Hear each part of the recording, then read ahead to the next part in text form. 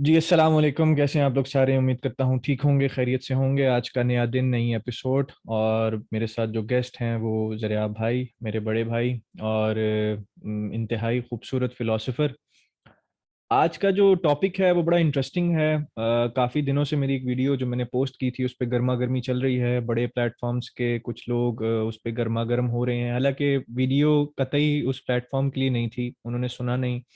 और बगैर सुने सही तरीके से समझे, वो कहते हैं चोर की दाढ़ी में तिनका, तो वो उस पॉइंट पर वो उन्हें ट्रिगर कर गया। हालांकि अगर वो उनके बड़े खुद गौर से सुनेंगे तो उन्हें पता चल जाएगा कि ये उनके लिए कतई वीडियो नहीं थी, ये सो कॉल्ड मोटिवेशनल स्पीकर्स के लिए वीडियो बनाई गई थी, कि जो एक अपने आप को करियर काउंसलर के तौर पे प्रेजेंट करने लग गए हैं, और खुद को कुछ पता नहीं है, खुद का कुछ भाषण के अलावा कोई करियर है नहीं, और लोगों को गाइड कर रहे हैं कि आप ये करें, आप वो करें, आप वो करें। और लेकिन बहरहाल मुझे इससे कोई फर्क नहीं पड़ता, क्योंकि जो मेरा पर्सपेक्टिव है वो मैं रखूंगा, वो मैंने रखा था। और इसमें जो लोग उसको अपने एंड पर ले गए, उनसे माजरत कि वो आपने गलत समझ के अपने एंड पर ले गए। वीडियो के लिए कोई माजरत नहीं, आपकी सोच को और समझने के लिए आप पर माजरत कि आप सही समझ नहीं पाए, क्योंकि मैंने किसी को समझाने का तो ठेका नहीं दिया हुआ। मेरा राय है, अगर आपको इख्तलाफ है तो आप अपने पॉइंट को, अपने पर्सपेक्टिव को एक तरीके से प्रेजेंट जरूर कर सकते हैं, और नहीं तो उसके उसके अगेंस्ट आप सेशन रख सकते हैं मेरे साथ, ताकि मैं समझा सकूं आपको कि क्या मैंने पर्सपेक्टिव रखा था। बहरहाल आज हमारा जो टॉपिक है that is going to be on career counselling, के करियर काउंसलिंग के क्या फायदे हैं, क्या नुकसानात हैं, कौन करियर काउंसलर हो सकता है, कौन नहीं हो सकता, और किस पॉइंट पर हमें करियर काउंसलिंग करवानी चाहिए, किसी के थ्रू नहीं करवानी चाहिए, इसमें मोटिवेशन डीमोटिवेशन का क्या रोल है, यूथ ही क्यों हमेशा करियर काउंसलिंग के अंदर आती है। मैंने तो कभी नहीं देखा कि 60 साल के बाबे की करियर काउंसलिंग हो रही हो, हमेशा यूथ की ही करियर काउंसलिंग हो रही होती है। उसकी रीजन ये है कि वो कंफ्यूज होता है, उसको समझ नहीं आ रहा होता, बहुत सारे उसके जो हैं ऑप्शंस उसके सामने होते हैं, उसका प्लेटर बहुत बड़ा होता है, लेकिन उसको ये समझ में नहीं आ रहा होता मैंने क्या खाना है, मेन्यू इतना बड़ा है, और मेन्यू में से सिलेक्शन नहीं कर पाता है कि मैं क्या खाऊं। तो बहरहाल आज हम डिस्कशन करेंगे। ज़रियाब भाई, इनका मैं थोड़ा सा एक डिफरेंट तारुफ आपको करा दूं। He is the CEO of clockwise management company private limited. और ये जो लोग इनको जानते हैं उन्हें पता है कि कितने पुराने खिलाड़ी हैं बिजनेस के, और सरकारी टेंडर से लेकर डिफरेंट बड़े प्रोजेक्ट्स तक इनका वर्क रहा है। और इनको बुलाने का मकसद ये है क्योंकि हमारी डिस्कशन बहुत डीप होती है। हमेशा जब हम अपनी निजी महफिलों के अंदर बैठे होते हैं तो हम काफ़ी डीप डाउन जाते हैं, वो चीज़ें वो हम डिस्कस करते हैं जो हम पब्लिकली शायद ना कभी इस तरह ओपन प्लेटफॉर्म के ऊपर बता सकें।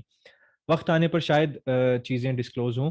लेकिन आज ज़रियाब भाई, आपको बुलाने का मकसद सिर्फ यही है कि कैरियर काउंसलिंग क्यों यूथ इतनी परेशान है, क्यों वो अल्लाह पर वो तवक्कल खत्म हो गया है कि यार अल्लाह ने बताया हुआ है कि रिस्क तो आपको मिलकर रहेगा, बजाय इसके कि वो इस तवक्कल के साथ अपनी मेहनत करें, वो जलन के साथ शिफ्ट हो गई है। किसी की सक्सेस स्टोरी देखते हैं, उधर चले जाते हैं, किधर से देखते हैं चार पैसे आ रहे हैं उधर, मतलब रैट रेस लग गई है, भेड़ बकरियों की तरह फॉलो किया जा रहा है। और मुझे याद है हमने एक निजी महफिल के अंदर बात की थी कि उस्ताद हमेशा उस्ताद बनाता है, वो फॉलोअर नहीं बनाता है।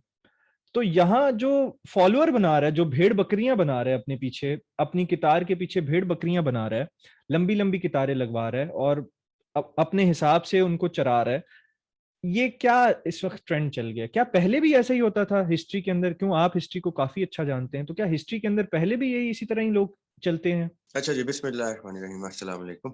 वालेकुम सबसे पहले अस्सलाम। तो थैंक यू कि आपने मुझे दोबारा से इनवाइट किया अपने प्रोग्राम में। और थोड़ी सी तबीयत मेरी नासाज है, तो बीच में मेरी आवाज़ और अचानक से मैं अगर खांस जाऊं तो उसके लिए मैं माजरत खा हूँ। आपका टॉपिक बड़ा इंटरेस्टिंग है, और I think it's the need of the hour के ऐसी चीज़ें डिस्कस की जाएं, और इन चीज़ों को प्रमोट किया जाए कि कहाँ पे the difference between being used, utilized and exploited। हम्म। यानी अगर मैं किसी चीज का ठीक इस्तेमाल करता हूँ तो वो चीज दुरुस्त होगी, अगर मैं किसी चीज का गलत इस्तेमाल करता हूँ तो वो गलत होगी। It's as simple and black and white as that.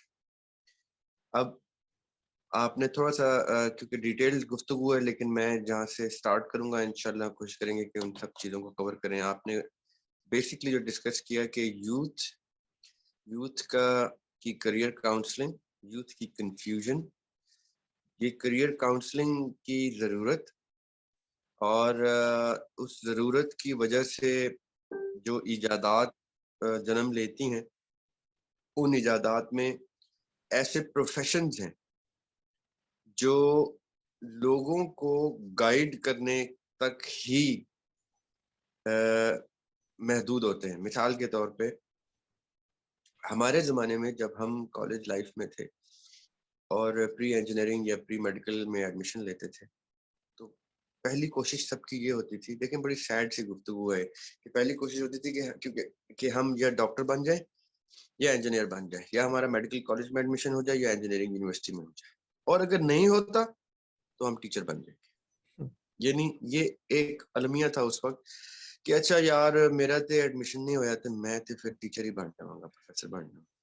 यानी बीइंग अ टीचर जो probably the most noble of professions मैं समझता हूँ, जिसको, और I think you would also second that, कि उस्ताद से बेहतर कोई भी ऐसा मैंने प्रोफेशन नहीं देखा जिसको आप इतना नोबल कह सके जितना नोबल बीइंग अ टीचर होता है। लेकिन वो एक लेफ्ट ओवर ऑप्शन होती थी out of a failed attempt और मेनी अटेम्प्ट्स एट टाइम्स। मैंने अटेम्प्ट की रह गया और बच गया तो टीचर बन गया। और उसके बाद होता क्या था कि वो मजबूरी के रोज के कॉलेज जाके पढ़ाने के प्रोफेशन ने एक मजबूर यूथ को जन्म दिया। एक ना चाहते हुए हाफ हार्टेड टीचिंग की प्रोडक्ट ने एक स्टूडेंट को क्रिएट किया, और वो स्टूडेंट भी आगे चल के हाफ हार्टेड सा एक प्रोडक्ट तैयार हुआ। हम उन प्रोडक्ट्स का, मेरी जनरेशन उस प्रोडक्ट के टाइम का प्रोडक्ट है। All my generation, and if you had people on board on this call of my age, तो वो सब सेकंड करते हैं कि हमारा कोई भी टीचर बताते खुद अपने मुंह से कहता था कि मैं टीचर नहीं बनना चाहता था, मैं बस एडमिशन नहीं हुआ तो मैं टीचर बन। कोई 100 में से एक या दो ऐसे होते थे जो कहते थे कि यार मुझे टीचिंग बड़ी पसंद है, मैं तो शुरू से, मैं पैदा ही टीचर हुआ था। और वाकई उसकी एक क्लास होती थी जिसकी वजह से स्कूल या कॉलेज जाया करते थे। बाकी सब क्लासेस में दिल ही नहीं करता था बैठने का, क्योंकि उस टीचर का ही दिल नहीं करता था उस क्लास में मौजूद होने। अब ये मैं थोड़ा सा आपको पीछे से हिस्ट्री से क्यों लेके चल रहा हूँ अपनी जनरेशन की, कि अब देखें मैं अब जिस दौर की बात कर रहा हूँ वो दौर था जब transition of the world was taking place. ये 90s की बात कर रहा हूँ मैं। 90s में हमने सबसे बड़ी ट्रांजिशन देखी है, digital transition of the world.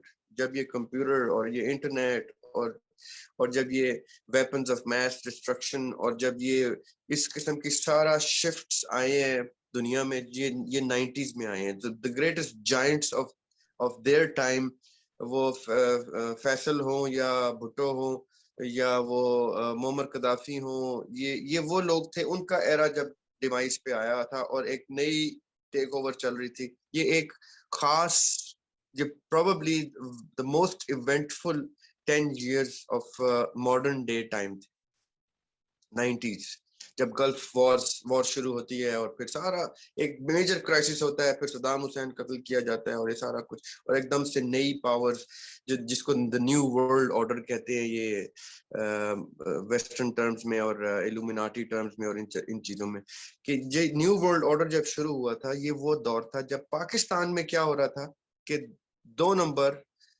बेहिस failed लोग टीचर बन के प्रोडक्ट्स तैयार कर रहे थे और हम वो प्रोडक्ट बन रहे थे।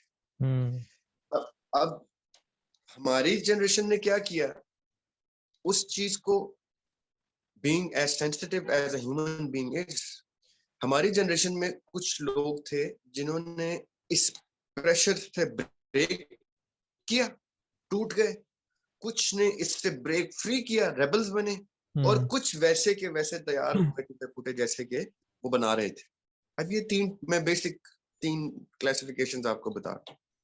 जो टूट गए वो बेचारे आज भी मेरे साथ के, हमारी जनरेशन के टूटे फूटे लोग हमें मिलते हैं, जो कहते हैं यार हम तो उजड़ गए, बर्बाद हो गए थे, ये हो गया ना, हम करियर कुछ बना सके ना कुछ कर सके, ना हमें कुछ समझ आई, ना हमें पढ़ाई की समझ आती, ना कुछ।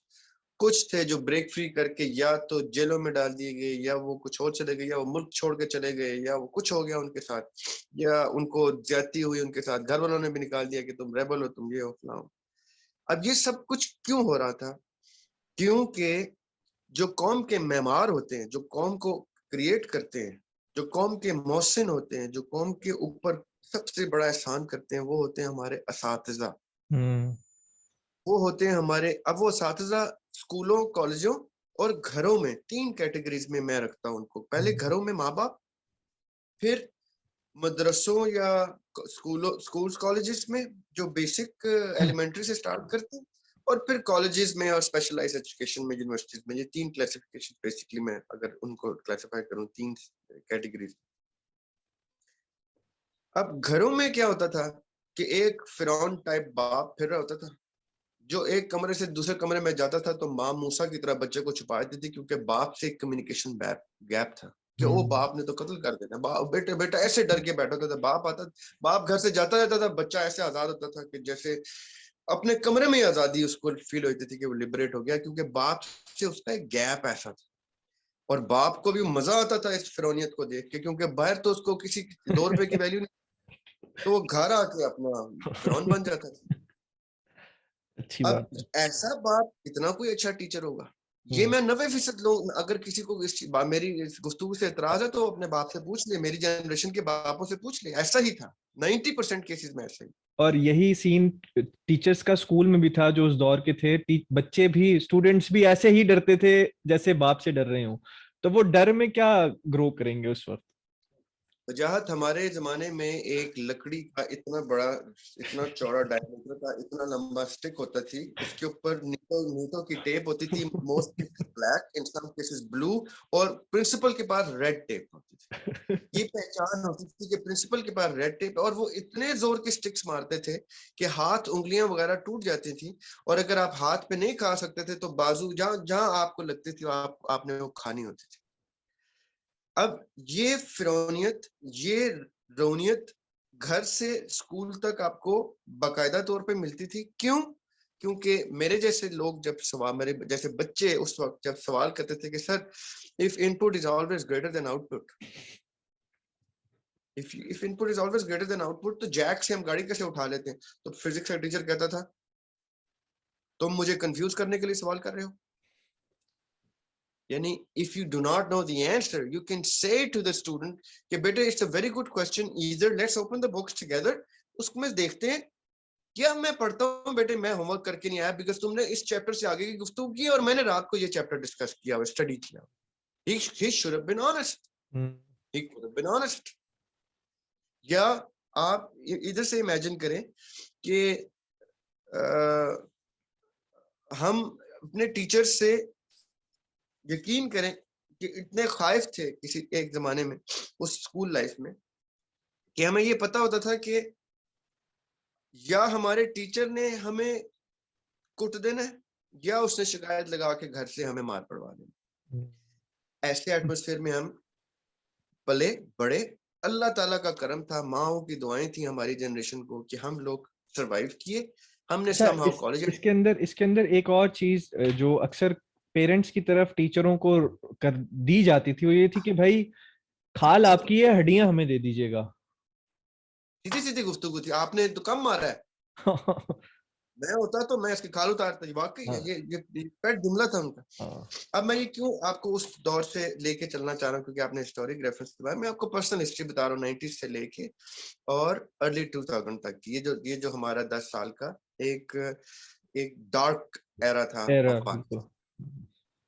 अब हुआ क्या कि ये वो जनरेशन है जिसने सप्रेशन में जिंदगी गुजारी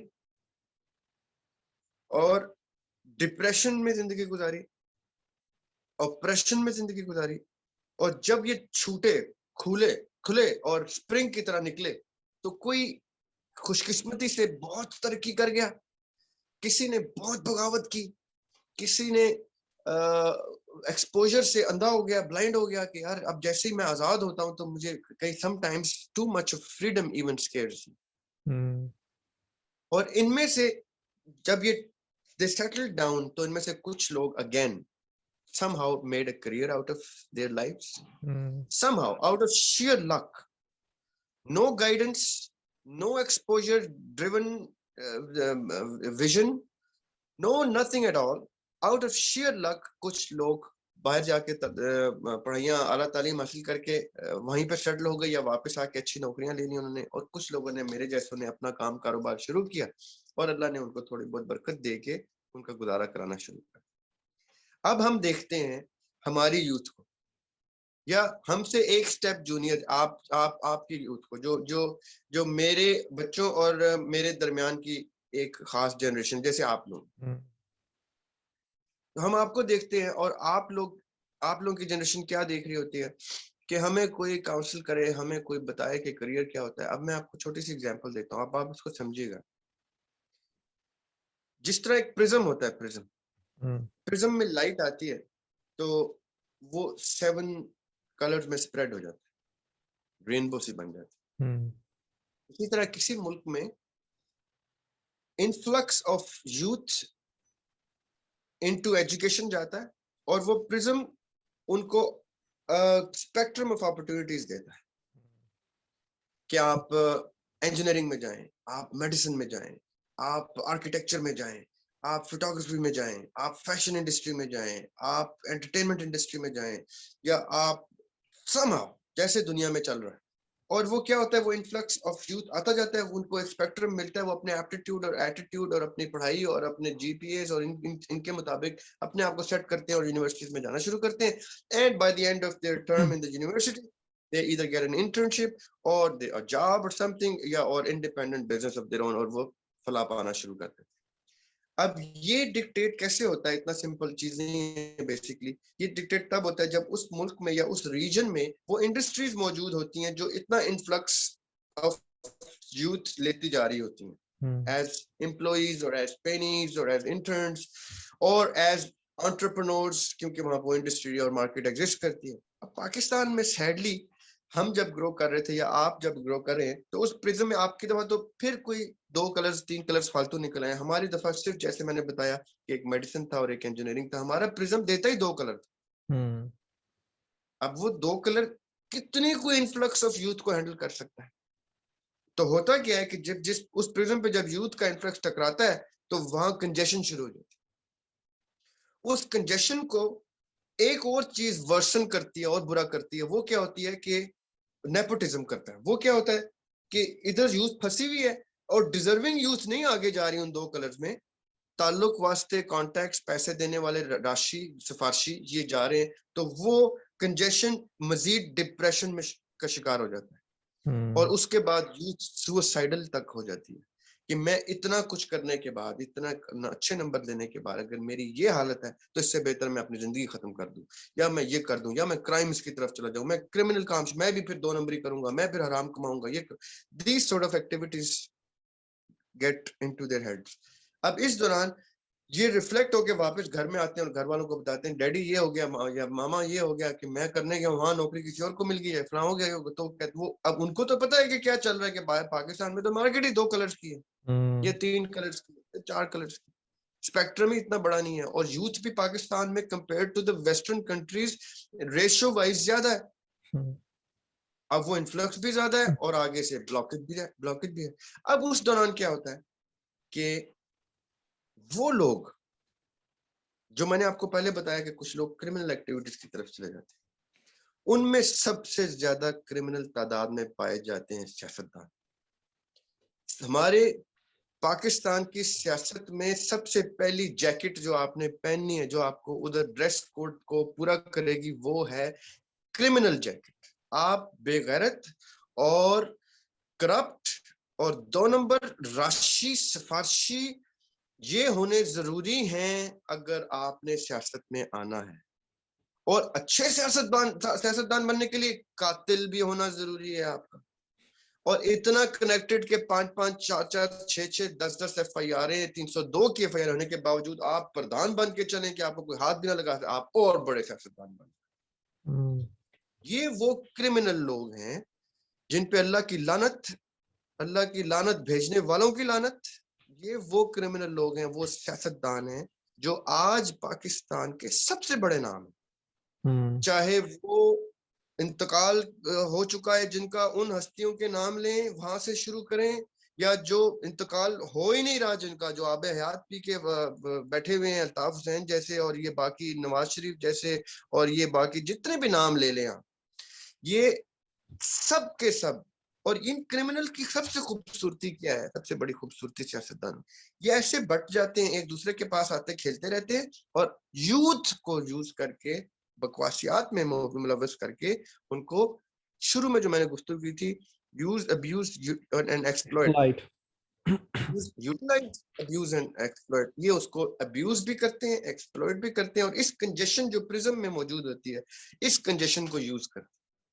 हमारा दौर था, हमारी यूथ का दौर था, जब मुझे याद पड़ता है कि 21 साल से पहले मेरा ख्याल है आप वोट नहीं डाल सकते, 21 साल की उम्र से पहले।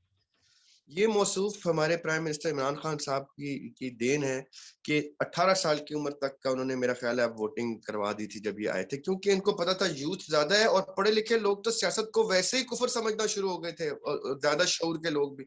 उन्होंने कहा ये जोहला का टोला जो है ना, जो सबसे कम उम्र के यूथ है, जिनकी समझ में कुछ नहीं आता, इसको एक्सप्लॉइट किया जाए, और इस यूथ के बॉम्ब को यूज किया जाए, इस यूथ की ताकत को अब्यूज किया जाए, इस यूथ की ताकत को एक्सप्लॉइट किया जाए अपने जाती मफादात के लिए। और आज आप देख सकते हैं कि मुल्क के हालात क्या हैं, कि सारी यूथ, अगर आप उनको ये कह दें, आजकल तो यूथ का उन्होंने नाम तक दिया हुआ है, ये मैं वो नाम लेना नहीं चाहता आपके प्लेटफॉर्म पे, जो यूथ के बारे में उन्होंने, इनकी वाली यूथ के बारे में पब्लिकली मशहूर है। अगर आप इनको कह दें, अगर आप इनसे गुफ्तगू कर लें, ये जो मैं अभी गुफ्तगू कर रहा हूँ, इसके बाद आप बदनाम हो जाएंगे, आपकी वीडियो बैन हो जाएगी, क्योंकि ये इतने शख्सियत परस्ती के अंदर मुलव्वस हैं कि अगर इनकी, चाहे वो किसी भी पार्टी से ताल्लुक रखते हैं, अगर आप इनके लीडरान के बारे में इस तरह से ऑब्जेक्शन करें जो मैं कर रहा हूँ कि इन्होंने यूथ को एक्सप्लॉइट किया है, तो अभी आपके कमेंट्स चलना शुरू हो जाएंगे कि ये कौन शख्स आया जो हमारे लीडर के बारे में इतनी ऑल फॉल बोल रहा है, जबकि वही लीडर इनको कहाँ लेके जा रहा है।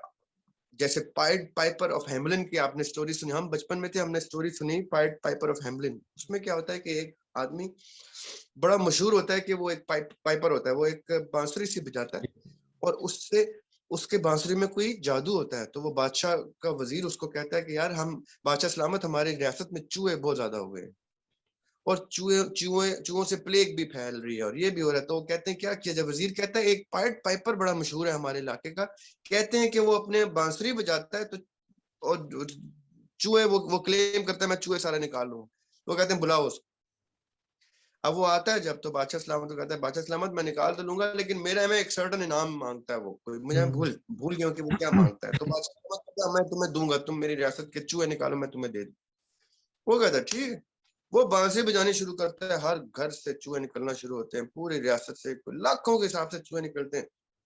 वो उनको बांसुरी बजाते बजाते उनको ले जाता है, और उनको समंदर में फेंक देता है। वापस आता है बादशाह सलामत, तो कहते हैं ले जी, चूहे तो मैंने आपके निकाल दिए, मुझे मेरा इनाम। आगे बादशाह सलामत कहते हैं जाओ काम करो, मैं तुम्हें इनाम नहीं देता। वो कहता है अच्छा ये बात है। कहता है ठीक है, कोई मसला नहीं, लेकिन अब आप जितना मर्जी रो लें पिट लें, अब आप इनाम डबल करके भी लेके आए, मैं वापस नहीं आऊँ। वो कहता है जाओ काम करो, इससे पहले कि मैं तुम्हारा सर कटवा दूं। वो जाता है जी, और रात के टाइम वो बांसुरी बजाता है, and Wajahat what he does, सोए हुए बच्चे नींद में, ऐसे छोटे छोटे बच्चे उठते हैं, नींद में चलना शुरू होते हैं, घरों से निकलते हैं, और सारे घरों के बच्चे वो लेके जाता है बांसुरी बजाते बजाते, और एक पहाड़ खोलता है, और उस पहाड़ के अंदर डाल के पहाड़ बंद कर। ये मैंने क्यों सुनाई आप, कि पाइड पाइपर इफेक्ट लेके चलते हैं हमारे खास यूथ को लीड करने वाले लोग, चाहे वो सियासी लीडर्स हो, चाहे प्राइवेट वो में। हमारे स्पीकर्स हो, चाहे वो हमारे रिलीजियस स्कॉलर्स हो। हम्म, हमने पिछले कुछ अरसे में क्या डॉक्टर जाकिर नाइक, क्या उनसे उनके भी टीचर अहमद दीदत, क्या डॉक्टर इसरार अहमद और डॉक्टर गुलाम मुर्तजा और बड़े बड़े नाम मौलाना तारिक जमील, हमने देखा है कि इन लोगों को अल्लाह ताला ने क्या सलाहियत, खुद एक चीज कॉमन सलाहियत क्या दी है, the Pied Piper effect. It is beautiful, but are they leading the youth somewhere, or are they taking them down in the dungeons to of some mind him. अब आपने जो गुफ्तगू की, मैंने आपका वो वीडियो क्लिप भी देखा था, उसने इत्तेफाक है कि उस क्लिप में जब मैं देख रहा था तो मैं कुछ दोस्तों के साथ बैठा हुआ था, तो मैंने कहा देखो बात तो ये लड़का ठीक कर रहा है लेकिन इसकी बात को समझना भी इतना आसान काम नहीं है। क्यों? क्योंकि ये ऑफेंसिव बात है। Some people would get offended by it because you were, जैसे अभी हमारी मैंने जितनी गुफ्तगू की इसके बाद मेरे डेफिनेटली दर्जनों डेफिनेटली मुखालफिन ऐसे ही है। कि मैंने ऑफेंसिव बात की है, मैंने सारे सियासतदानों को एक लाइन में खड़ा करके क्रिमिनल और कातिल और पता नहीं करप्ट और बेगैरत तक कह दिया, तो ऑफ कोर्स सियासतदानों के बच्चे ऑफेंड हो जाएंगे, सबसे पहले ऑफेंड होंगे, क्योंकि उनके घर में ये तरबियत तो नहीं है कि वो बाप को इस वीडियो को देखने के बाद बाप को बिठा के कहें डैडी एक बात बताएं, क्या आप भी उन बेगैरतों में से हैं, क्या आप भी उन करप्ट कातलीन में से हैं, और वो बाप भी उतना गैरतमंद हो कि वो साबित करें उनको कि नहीं बेटे बात वो ठीक कर रहा है लेकिन मैं उनमें से नहीं हूं। ऐसा नहीं होगा, ये आप भी जानते हैं, ये मैं भी जानता हूं। एग्जैक्टली। ये हमारे प्राइम मिनिस्टर के घर में भी नहीं होगा कि उनके जो चलते बैठे होते हैं फनकार आसपास, जो जो टीवी पे आके सिर्फ और सिर्फ मुंह से फायर चलाते हैं, उन लोगों वो आके कहें खान साहब असि ਤੁਹਾਡੇ पीछे बड़ी गल्लां कर ਜਾਂਦੇ हैं टीवी ਤੇ, ਤੁਸੀਂ ਦੱਸੋ ਤੁਸੀਂ ਕਰप्ट ਤੇ नहीं। ये वो नहीं कर सकते, बादशाह सलामत इतनी जुर्रत नहीं देंगे दे सकते हो। और ये इमरान खान का कसूर नहीं है, ये नवाज शरीफ का कसूर नहीं है, ये उन लोगों का कसूर है जिनकी कम फहमी की वजह से ये लोग आज हमारे सरों पे मुसल्लत है। अच्छा, इसकी सबसे बड़ी जो जहां तक हम अक्सर डिस्कस करते हैं उसमें आपने अभी भी डिस्कस की, वो है शख्सियत परस्ती। हम इंसान को फौरन अल्लाह बना देते हैं। अब ये इस बात पे भी मेरी मेरी जो है मेरे से ऑफेंस हो जाएंगे लोग, लेकिन हम इंसान को एक जरा सा कोई अमल करने पर अल्लाह बना देते हैं, और वो इंसान भी इतना ज्यादा फिरौनियत में होता है कि वो अपने आप को वाकईतन अल्लाह समझने लग जाता है। बिल्कुल बिल्कुल, देखें बात अब ये है कल्चरल मसला, ये बाहर नहीं है। बाहर प्राइम मिनिस्टर भी साइकिल पे जा सकता है, यहाँ नहीं जा सकता। बाहर उसी उसी कमरे में रहता है प्राइम मिनिस्टर, जिस कमरे में उससे पिछला उससे पिछला उससे पिछला प्राइम मिनिस्टर रहता रहा, कोई वो एतराज नहीं कर। जितनी चीजें करप्ट भी हैं, ये नहीं कि बाहर करप्ट लोग पैदा नहीं होते, वहां पे भी इंतहाई करप्ट, ये पिछली सारी हुकूमत अमेरिका की करप्ट थी, उससे पिछली सारी करप्ट थी, ये भी करप्ट हुकूमत है अमेरिका की, पूरा ये ब्रिटेन की हुकूमत करप्ट है।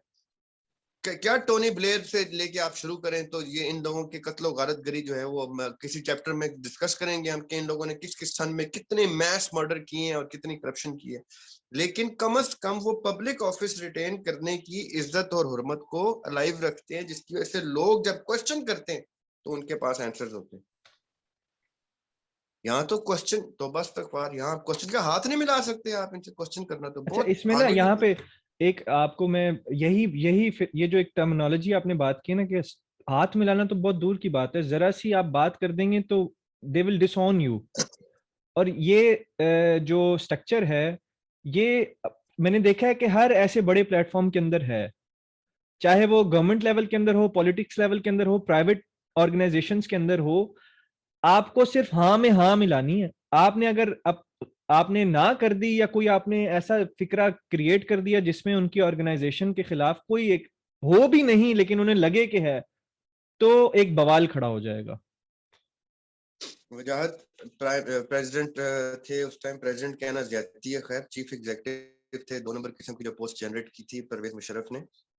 परवेज मुशर्रफ साहब एक तकरीब में आ गए जबकि हम एक्सपेक्ट कर रहे थे कि सुमरो साहब जो इंटरिम प्राइम मिनिस्टर थे इनके हुकूमत के आखिरी दौर में, तो हमने समझा था सुमरो साहब आ रहे हैं तकरीर की इफ्तिताह करने के लिए, तो मैं भी मौजूद था, एक इनॉग्रेशन थी, तो वहां पे परवेज मुशर्रफ साहब भी आ रहे।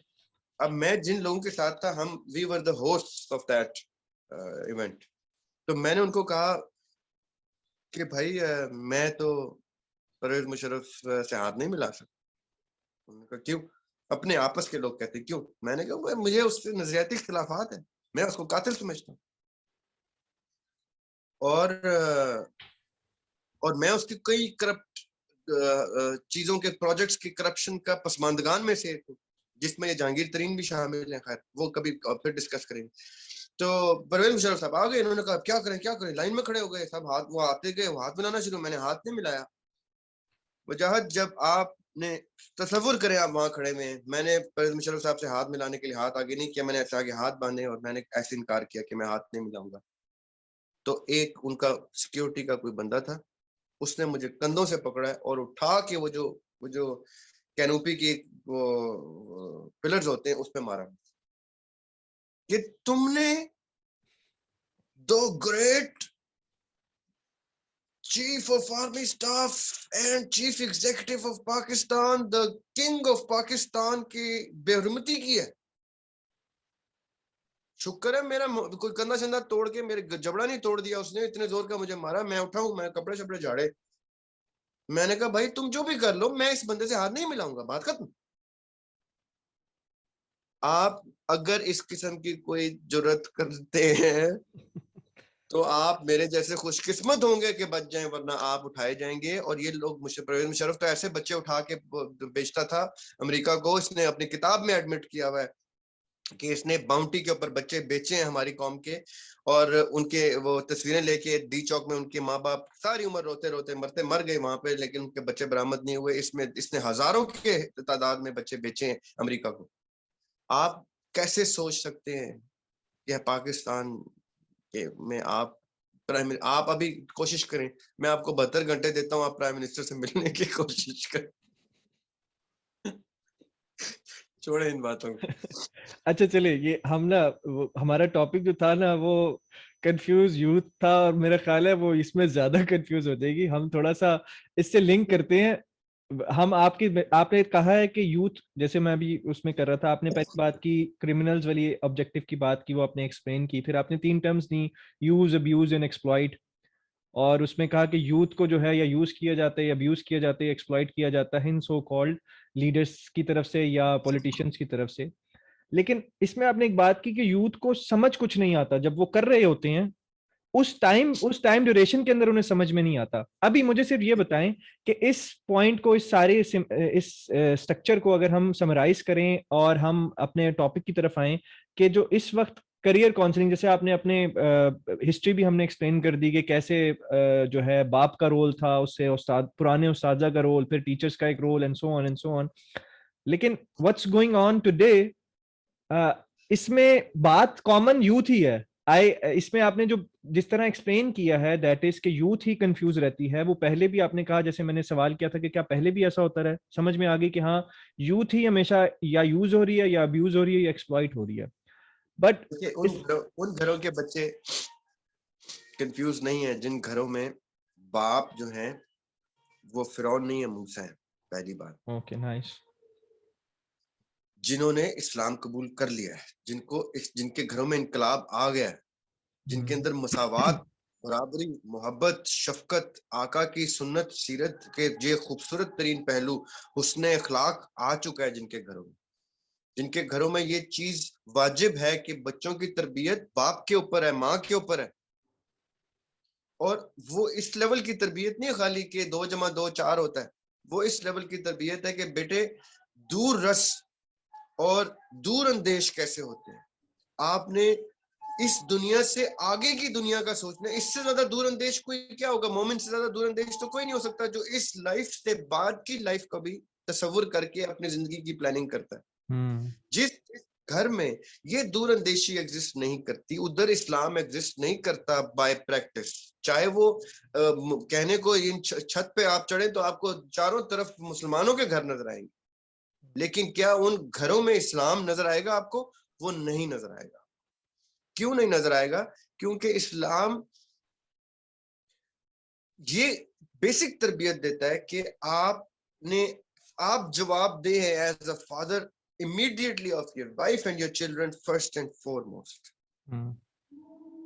अब जब आप जवाब दें का मतलब ये कि आज बच्चे ने कुछ किया या आज से 50 साल के बाद भी बच्चा कुछ उल्टा कर देगा तो बाप से सवाल जरूर ये होगा। ये बात आपने इतनी जरूरी की है पेरेंटिंग के रोल के अंदर। ये लोग अपने आप को पेरेंटिंग के अंदर ऐसे नाअहल कर देते हैं अपने आप को, या ऐसे आजाद कर देते हैं कि हमारी तो हाँ जी हमने तो रोटी खिला दी, अच्छी रोटी खिला दी, और हमारा रोल क्या है।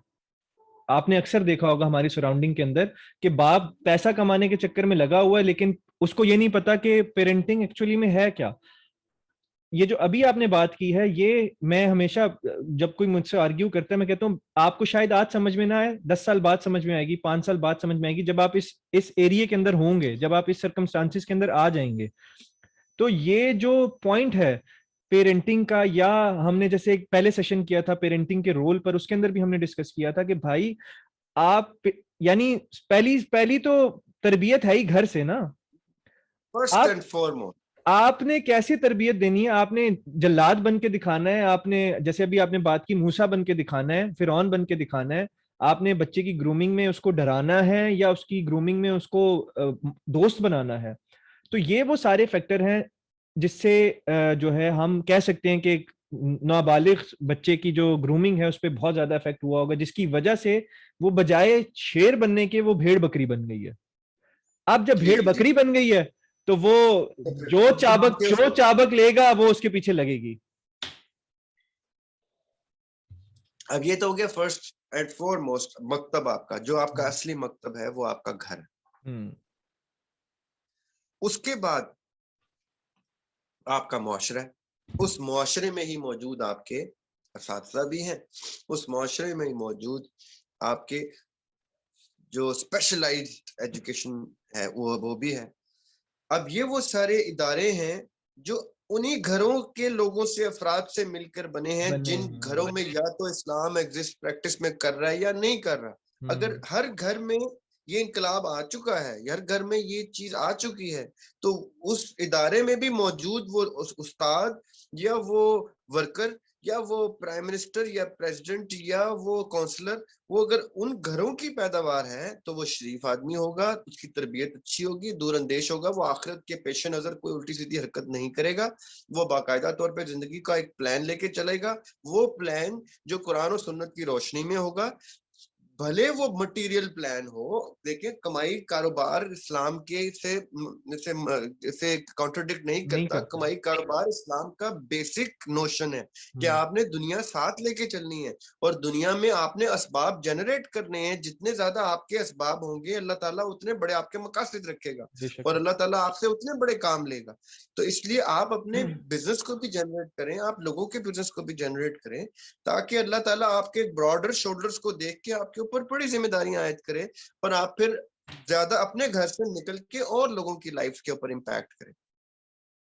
लेकिन अगर आप ये घर से ही शुरू नहीं कर रहे तो आपके घर का बच्चा आपको भी नहीं पता होगा, वो किसी और से मोटिवेशन लेते हुए शायद इन मोस्ट केसेस वो गलत लोगों से ही मोटिवेट हो रहा है। गलत का मतलब कि जो उसको एक्सप्लॉइट करने के लिए मोटिवेट कर रहे हैं। मैं उनकी भी नियतों पे शक नहीं करता। देखिए, उस दिन भी हम गुफ्तगू कर रहे थे कि 2 नंबर पीर ही किसी 1 नंबर पीर के होने की गवाही देते हैं। वाहिद। A copy is a, a copy testifies the existence of an original. And the credibility of the existence and the worth of the original one. Yes. और अगर कॉपी चल रही है मार्केट में तो कोई बात नहीं है, चलने दें। इन कॉपीज को ही फरोलते फरोलते हम किसी ओरिजिनल तक पहुंच जाएंगे, या ये कॉपीज भी शायद किसी ओरिजिनल को देख के इम्प्रेस्ड हैं या उनसे कुछ एक्वायर करके आगे स्प्रेड कर रहे हैं, और शायद उनके दिल में अल्लाह ताला ने कोई बात डाल दी है। देखें, दिलों के हाल तो अल्लाह ताला जानते हैं। यू नेवर नो कि the person that we are talking about, चाहे वो किसी रिलीजियस साइड का स्कॉलर है, या चाहे किसी करियर काउंसलिंग टाइप के मोटिवेशनल स्पीकर है, या चाहे वो टीचर है, या चाहे वो कोई, अल्लाह ताला दिलों के हाल जानते हैं। We don't know why that person is doing what that person is doing, but what we can see इसके उसके स्टैट्स देखें। मैंने अभी रिलीजियस स्कॉलर्स के नाम लिए थे। डॉक्टर सरार अहमद की पूरी लाइफ आपके सामने है, उनको आप जज कर सकते हैं कि उन्होंने क्या-क्या खिदमत सरअंजाम दी, उनकी क्या-क्या कुतुब हैं, आप पढ़ें। एंड एज अ लेमैन उनको उठा के उनको क्वेश्चन करें, काउंटर करें, उनसे सीखें और उनको डिस्कस करें। आपको पता चलता है कि ये वो लोग हैं जिनके हम सुनते आ रहे हैं जिक्र, मौलाना तारिक जमील की पूरी अभी पिछले 20 साल से तो मैं देख रहा हूँ उनको या सुन रहा हूँ। तो आप देख सुन समझ सकते हैं। इसी तरह मोटिवेशनल स्पीकर्स या स्कॉलर्स जो ऐसे हैं जो लोगों को किसी भी तरह की कोच या काउंसलिंग करते हैं, उनको भी आप देखें कितने साल से उनके क्या-क्या फेजेस में से गुजरे हैं, उन्होंने कितने लोगों को प्रोग्रेस करवाया, वो किस उनका कंटेंट क्या कह रहा है। आप लोग असेस करें as youth, they are supposed to assess them. You never know that the person you doubting might actually turn out to be the right person. मैं बड़ी दफा इस चीज का शिकार हुआ हूँ एज आई वाज ग्रोइंग कि एक मैंने तो जज करना ही छोड़ दिया है। मैं तो लोगों को भी ये कहता हूँ जज मत किया करें, क्योंकि मैं जब छोटा था तो यानी आई वाज यंगर तो मैं भी I would take things as is और मैं कहता शायद ये ऐसा ही है। बाद में मैं डिसअपॉइंट होता था कि यार वो तो वैसा नहीं निकला जैसा मैं सोचता था। लेकिन पॉइंट ये है कि as youth you need to experiment. आपके अंदर एनर्जी इतनी होती है कि आपके पेरेंट्स भी उस एनर्जी को कंटेन नहीं कर पा रहे होते, तो वो कहते हो कि लेट देम बी फ्री अब फॉर अ बिट। वो फिर एनर्जी इरप्ट होती है, वो एनर्जी फिर वो एक्सप्लोर, वो एलिस इन वंडरलैंड की तरह वो देखते हैं कि दुनिया में अच्छा ये भी हो रहा है, वो भी हो रहा है, फलां हो रहा है। अब इंटरनेट ने आपको एक्सेस दिया है इनटू द होल अच्छा, वर्ल्ड। मैं थोड़ा सा इसके अंदर आप रूट आप बिल्कुल ठीक लेके जा रहे हैं। मैं इसके अंदर थोड़ा सा एक पॉइंट एक डालूंगा जो हमारा मेन मकसद है। उसमें क्या है कि जो जनरेशन आपकी थी, आपकी आपकी जो मैरिज हुई थी, दैट इज आपने बताया था 23 साल में या 24 साल में जो आपकी शादी हुई थी। मुझे आज अभी आपने अभी ये बताना है, आप अपने मुआशरे के अंदर देख रहे हैं कितने, और उस दौर के अंदर 20 से 23 एज बड़ी कॉमन थी शादी के लिए।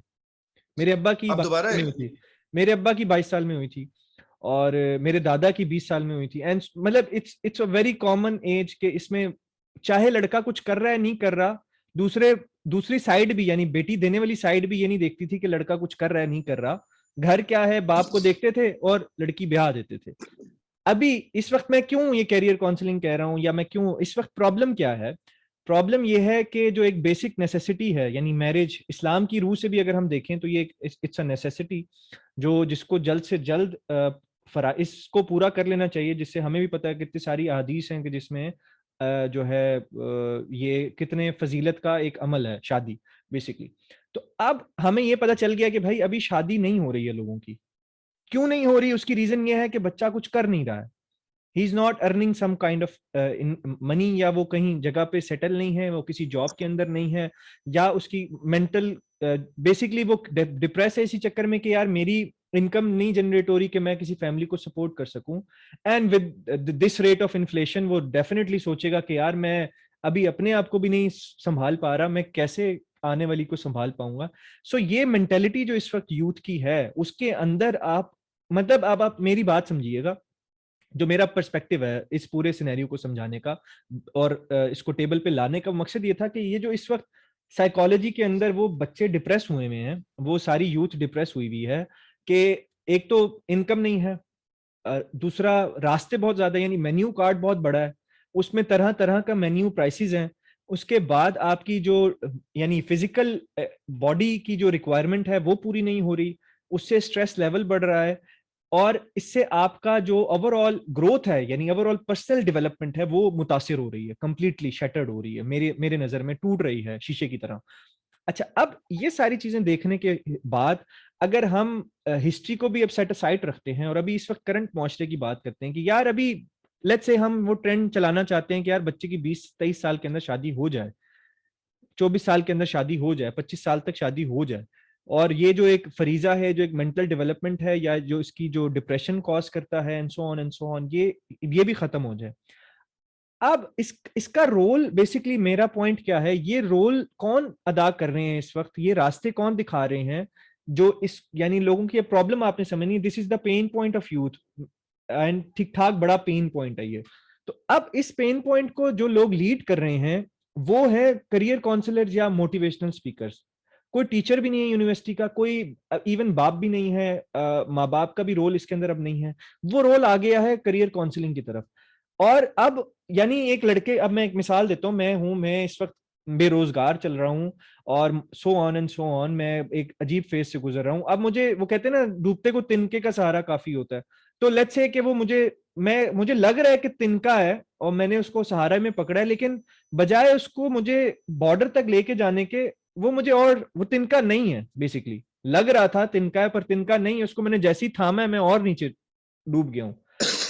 तो अब मेरा पॉइंट सिर्फ ये है कि बजाय ऑडियंस को इस पेन पॉइंट, यानी एक मेजर पेन पॉइंट को सॉल्व करने की बजाय, आप उस पेन पॉइंट की वजह से ऑडियंस से अपने पैसे अर्न कर रहे हैं, अपना रोजगार चला रहे हैं, और आप सो कॉल्ड बिजनेस सिर्फ इस पॉइंट को, यानी he can be a good salesman, no doubt, मैं इस पे कोई दूसरी राय नहीं रखता हूं।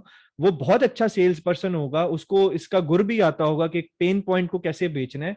बट आप बच्चों की, यानी यूथ की जिंदगियों से खेल रहे हैं। वो 1 साल 2 साल, फिर किसी और के पीछे, फिर किसी और के पीछे, फिर किसी और के पीछे। वीडियो में मेरा फिर भी वही मकसद था, जैसे आपने कहा कि आपने सुनी है, कि जब तक आप, यानी यूथ खुद डिसाइड नहीं कर लेगी ना कि यार मुझे कुछ करना है, तब तक ये सो कॉल्ड मोटिवेशनल स्पीकर आपके साथ यही करते रहेंगे जो वो अभी आपके साथ कर रहे हैं, वो चाहे आज हो, चाहे कल हो, चाहे परसों हो। लेकिन यूथ कैसे डिसाइड करेगी? यूथ कैसे डिसाइड कर सकती है? नहीं, यूथ यूथ ये को तो तो डिसाइड, देखें, यूथ ये तो डिसाइड कर सकती है ना कि मुझे कुछ करना है, बजाय इसके नहीं कि, देखिए, वो तो गिवन है। यूथ डिसाइड करना चाहती है, डिसाइड कर रही है कि मुझे कुछ करना है, लेकिन उसको ये नहीं मालूम कि क्या करना है। क्यों? क्योंकि उसके घर से उसको ये चीज नहीं मिल रही। उसके दोस्त यार जब वो देखता है तो वो birds of a feather flock together, तो उनको भी नहीं मालूम, वो भी बेचारे उसी कश्मकश का शिकार हैं। और उस टीचर्स का तो हाल आपको पता है, वो हम डिस्कस कर चुके हैं कि हमारे यहाँ टीचर्स का क्या हाल है। अब मुझे ये बताइए कि जब ये सिचुएशन होती है, और वो जैसे मैंने आपको प्रिज्म वाली बात बताई थी कि उधर इतने इन्फ्लक्स ऑफ स्टूडेंट्स फंस गया है या यूथ फंस गया है, और वो उनको समझ नहीं आ रही, और एक्सप्लॉइट करने के लिए वो गिद्धों की तरह सियासतदान भी आ जाते हैं, और भी लोग आ जाते हैं जो उनको चुन चुन के खा जाते हैं कि इनको यूज करो, इनको अब्यूज करो, इनको इधर ले जाओ, इनको उधर ले जाओ। कोई क्रिमिनल एक्ट्स में लेके जा रहा है, कोई पोलिटिकल एक्ट्स में लेके जा रहा है, कोई कहाँ लेके जा रहा है। जलसों में उनको उठा के ले गए, जिन जलसों की उनको अलिफ बे नहीं पता, उन लड़कों यूथ को, कि वो वहां क्या करने आए हैं, और उनको ये भी नहीं पता कि ऊपर डिसीजन पहले से हो चुका है, ये जलसा एक दिखाने का है। What ever is going on, the youth is unaware of it. ऐसे दौर में, ऐसे सिचुएशन में, let's let's both of us right now, हम इसको एनालाइज करते हैं कि अब क्या होगा, कि इनको यूज करने के लिए, इनको एक्सप्लॉइट करने के लिए भी एक पार्टी मौजूद है जो पॉलिटिकल अलग है, और ये मोटिवेशनल साइड की इनको इनकैश करने वाली पार्टी और है। और फिर एक रिलीजियस पार्टी और है जो इनको रिलीजन की तरफ भी लेके जा रही है। अब और रिलीजन वाले क्या बात गुफ्तगू कर रहे हैं दिन रात, मैंने इन सब स्कॉलर्स को सुन रहा हूँ कि यार वो दुनिया कुछ भी नहीं है, बस आखिरत आखिरत है, आखिरत आखिरत है, आखिरत आखिरत है। उस दौरान क्या होता है कि उनको फिर रिलीजियस एक्सट्रीम्स वाले लेके उधर लेके जा रहे हैं, क्या आखिरत आखिरत, अभी मर जाओ, फट जाओ, बर्बाद हो जाओ, मर जाओ। वो उधर एक और एक्सप्लॉइटेशन शुरू हो गई वहां पे। अब ऐसे सिचुएशन में तो यूथ एक सिटिंग डक है, कोई भी आके उसको हंट करके चला जाएगा। अब उस दौरान क्या हो रहा है कि कोई आके उनको कहता है, कोई दिल में सोचता है कि यार मेरे भी भाई हैं, या मेरे बच्चों के एज के हैं ये वो सब लोग, अब इनको मैं किस तरह से बताऊं कि ये रास्ता दुरुस्त नहीं है। तो उनमें से हम दो हिस्सों में तकसीम करते हैं, ठीक लोगों को और गलत लोगों को। गलत लोगों को हमने डिस्कस कर लिया, वो चाहे उनको एक्सप्लॉइट कर रहे हैं, अब्यूज कर रहे हैं, मिसयूज कर रहे हैं, या अपने पॉलिटिकल या अपने पर्सनल गेन के लिए उनको इस्तेमाल कर रहे हैं। वो चाहे रिलीजियस साइड है, चाहे वो नॉन रिलीजियस साइड है, वो हो रहे, हमें भी पता है वो हो रहे। अब हम आते हैं ठीक साइड पे। ठीक साइड पे वो लोग मौजूद हैं जो मेरे और आप जैसे हैं, जो इनको डिस्कस कर रहे हैं आज। मैं कुछ कर नहीं पा रहा उनके लिए, एटलीस्ट उनको डिस्कस कर रहा हूँ। आप कुछ कर नहीं पा रहे उनके लिए, आप उनको डिस्कस कर रहे हैं, ताकि जब वो ये देखें तो उनको इस चीज का एहसास हो कि they are being discussed at a level where these two people could have been sitting somewhere else and doing something else, but they are discussing us. So for them, for these two, Zaryab, Ashmi and Bajad, the youth matters, तभी they are being discussed. अब ऐसी situation में youth क्या करे?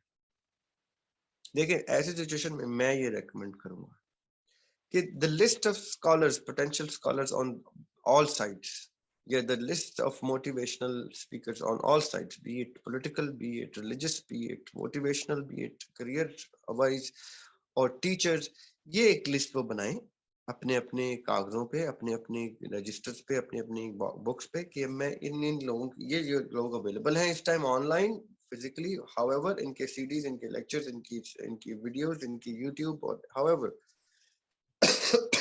ये लोग available हैं, क्योंकि मेरे घर में तो कुछ अवेलेबल नहीं। मेरे घर से मुझे जो कुछ मिला मैंने उस पर इत्तेफाक किया कि भाई जो मिल गया ये बड़ी मेहरबानी है आपकी। अब मैं देख रहा हूँ बाहर मुझे क्या ऑप्शन मिल रहे हैं, क्योंकि मेरे घर से अब मुझे मिल रहा है प्रेशर। जैसे आपने डिस्कस किया कि कभी शादी का प्रेशर है, तो कभी कुछ कमाने का, कुछ करियर बनाने का प्रेशर है। उस प्रेशर को, pressure is good if it is used to harness all the energy and give it a direction and into a purpose, into a cause, into a vision, वो प्रेशर अच्छा है। हम खुद प्रेशर सिचुएशंस में ज्यादा अच्छा perform करते हैं, हमने देख लिया, क्योंकि प्रेशर क्या करता है, आपको फोकस एक तरफ करता है कि रिजल्ट ओरिएंटेड कर देता है आपको, और आप सारी चीजों से हट के रिजल्ट बेस्ड काम करते हैं। ठीक है, ज्यादा देर नहीं होना चाहिए प्रेशर, जब तक रिजल्ट आ जाए उसके बाद आपको थोड़ा सा रिलीफ होना चाहिए। लेकिन इन बच्चों को रिजल्ट नहीं मिल रहा, क्योंकि इनका और इनके जो टारगेट्स हैं, इनको जो टारगेट्स दिए जाते हैं या इनको जो एम एंड गोल दिया जाता है वो इतना टफ हो गया in the whole circumstances that we have discussed. तो अब क्या होगा ऐसी सिचुएशन में? ऐसी सिचुएशन में ये होता है कि all this youth has to gather wisdom. Gather wisdom का क्या मतलब है कि ये इकट्ठे बैठे। तहरीर स्क्वायर पे क्या हुआ था, फेसबुक के ऊपर एक ग्रुप बना एंटी गवर्नमेंट, और करते करते करते करते उसके ऊपर कोई 40-50 लाख लोग आ गए, और उन्होंने डिसाइड किया विदाउट अ लीडरशिप, उन्होंने डिसाइड किया कि हम तहरीर स्क्वायर इकट्ठे हो रहे हैं इस दिन को, और वो इकट्ठे हुए और हुकूमत collapse कर दी। What these people did was just start to get their own wisdom. किसी ग्रेटर विजडम की उन्होंने बात नहीं की, किसी टीचर, किसी उस्ताद की बात नहीं, उन्होंने अपने माइंड इकट्ठे करने शुरू कर। What this youth needs to do, I believe, is one of the things. और भी बहुत सी चीजें होंगी और इससे भी बेहतर चीजें होंगी जो मैं सोचता हूँ कि ये यूथ आपस में कनेक्ट होना शुरू हो जाए, डिस्कस करें। यार आप किसको सुन रहे हैं आजकल, आप किससे सीख रहे हैं आजकल, आप कुरान पाक किससे सीखते हैं, अरबी किससे सीखते हैं, आप इस्लाम की दीन की बातें किस स्कॉलर से सीख रहे हैं, अच्छा आप उससे सीख रहे हैं, मोटिवेशनल चीजें किससे, अच्छा उससे सीखते हैं, अच्छा फलां जी, अच्छा अच्छा, तब बैठना शुरू हो, उनके पॉइंट्स बनाए, यार उसने ये बात की, उसने ये गुफ्तगू, अच्छा उसने ऐसे किया। And in a matter of few weeks and months this youth can become such a huge power कि मैं आपको बताऊं कि ये इनका कलेक्टिव विजडम पूरे पाकिस्तान के कलेक्टिव विजडम से बड़ा हो सकता है। ये इतने वाइज यूथ हो सकती है। अनफॉर्चुनेटली जो जिना की तस्वीरों के नीचे लगा होता है ना सबसे पहला वर्ड, या पहले 3 वर्ड, इनके ऑर्डर भी पाकिस्तानी चेंज करते रहते हैं, जो उसमें वर्ड है ना यूनिटी, फेथ एंड डिसिप्लिन, वो यूनिटी नहीं है। फेथ वो एग्जिस्ट नहीं करता, डिसिप्लिन का तो कॉन्सेप्ट ही नहीं है कि ये इकट्ठे। ये जिना के रहमतुल्लाह अलैह के इन 3 अल्फाज को ही अपना मोटो बना लें, वही मोटिवेशन बना लें, उन्हीं की स्पीचेस निकाल लें, उन्हीं की सारे पास्ट हिस्ट्री निकाल के मोटिवेट होके कहीं इकट्ठे होना शुरू हो जाएं छोटी छोटी गैदरिंग्स की सूरत में, और छोटे छोटे बुकलेट्स बना के एक दूसरे को डिस्कस करें कि यार ये मैं पॉइंट्स लिख के लाया हूं, तो खुदा की कसम मैं बिलीव करता हूं कि यूथ से बड़ी ताकत कोई नहीं होती। ये एक दूसरे से इतना गेन कर सकते हैं जितना इनको मार्केट में नहीं मिलेगा कहीं से। अच्छा इनको हम जैसे फॉर एग्जांपल, बहरहाल थोड़ा सा ऑफ टॉपिक है, लेकिन हमने फॉर एग्जांपल कभी यूनिवर्सिटी लाइफ के अंदर या कॉलेज लाइफ के अंदर पेपर्स भी देने होते थे ना, तो हम 5-6 दोस्त इकट्ठे बैठ जाते थे और एक एक उस एक सिटिंग के अंदर पूरी किताब हम एक पूरा ऐसे गो थ्रू करते थे कि वो हमें शायद सारी साल की वो जो टीचर की अपनी एक मेहनत है वो इतना नहीं सिखा पाती थी जितनी वो एक सिटिंग हमें सिखा पाती थी। और वो उसकी कॉन्सेप्ट, उसकी एक एक उसका सबसे बड़ा पॉइंट ये है जो आपने बात की है यूथ की जो कम्युनिकेशन है वो सेम है, वो उसकी गैप कोई नहीं है इन बिटवीन। तो जब वो आपस में कम्युनिकेट कर रही होती है तो वो समझ रही होती है तरीके से, एज कंपेयर टू अगर कोई कम्युनिकेशन गैप वाला बंदा आकर उनको कम्युनिकेट करेगा, आधी बातें उसे समझ में आएंगी, आधी नहीं आएंगी, 80% वैसी भूल जाएगी, दूसरा दिन तीसरा दिन एंड जीरो। उनकी फ्रीक्वेंसी सेम है, सेम उनकी है। सेम है। देखें लेकिन अब अब जैसे मैं यहाँ पे अगर हम उसी करियर काउंसलिंग की बात करें, अब जैसे आपने कहा शुरू में हम बात कर रहे थे कि भाई प्रिज्म के अंदर से रास्ते ही वो लाइट्स ही दो निकल रही थी, रेडिएशन ही दो निकल रही थी, भाई या डॉक्टर बनना है या इंजीनियर बनना है।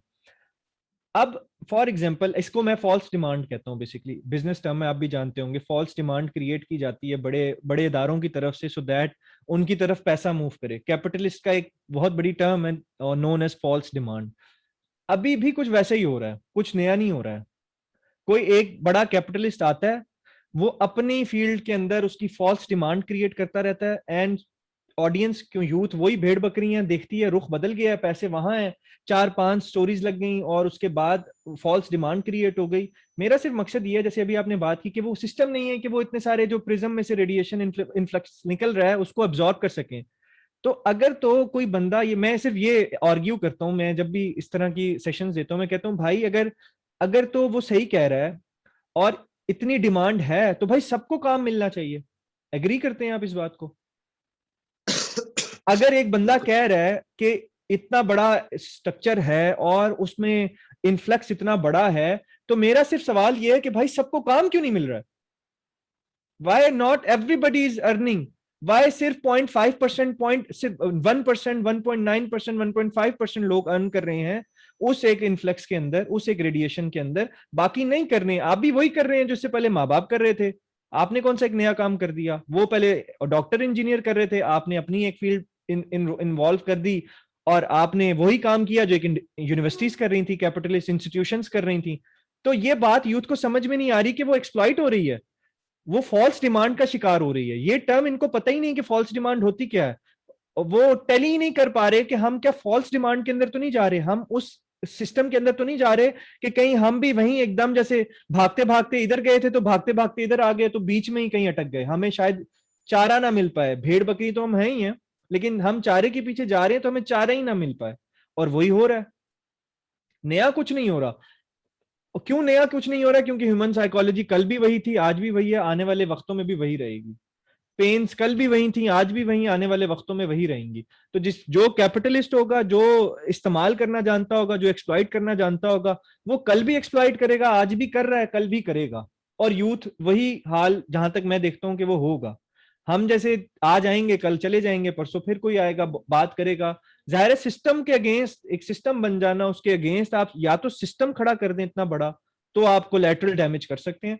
अदरवाइज ये पूरा सिस्टम को क्या कहते हैं, उसके खिलाफ आप बात करेंगे तो वही आपने बात की है कि या हमें वीडियो बनाना बंद कर दी जाएगी, या हमारे जो उनके राइट एंड लेफ्ट विंग के लोग हैं वो हमारे खिलाफ कैंपेन चलाना स्टार्ट कर देंगे, and so on and so on.